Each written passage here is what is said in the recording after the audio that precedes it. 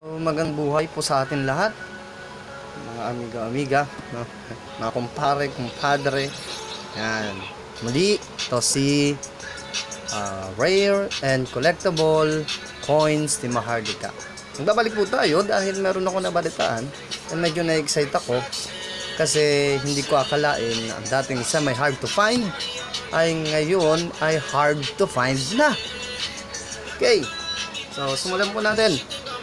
Pag-usapan natin to si 1999, no? Nagkataon naman na meron akong dalawa. Ayan, dalawa sila. So, yun. Itong 1999, so, hindi ko siya akalain na magiging hard to find. So, nakita ko lang siya mga 2 days ago. So, nangray ko lang na itabi. At hindi ko akalain ngayon na nabaltaan ko na meron pa siyang hanapin.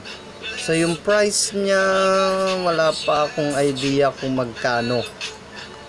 So yun, yung isa itatabi ko dahil pa sa aking personal collection, at yung isa willing akong ibenta na. So comment nyo lang, comment kayo sa comment section kung magkano ang turing ninyo, at pag nagkasundo tayo na nagustuhan ko yung price ninyo, so hit up tayo pa ibig sa inyo yung isang peraso, kasi yung isa pasensya na at lilipit ko siya dahil for personal collection, no, kakolek ko kasi siya. So yan. So kung merong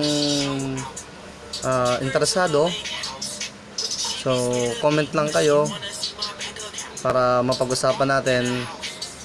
Then siguro kukunin ko yung FB account niyo at bibigay ko yung FB account ko. So yung isa medyo maganda pa yung uri ng isa, no. Yung isa kasi medyo medyo tawag dito na fade na siya, mga gamit na to, mga kiniskis pa yata to, yung 1999 na isa na to. Tapos hindi na maganda yung likuran. Siguro ito na lang yung iwan ko sa akin, at itong isa na lang ang aking ibibenta. So kung may willing po na gustong bumili, comment lang kayo sa comment section, tapos para makapag transact tayo, at kung magustuhan ko yung price niyo, ibibenta ko to sa inyo, mapapasa inyo to. So yun lang, at magandang araw po muli sa inyo.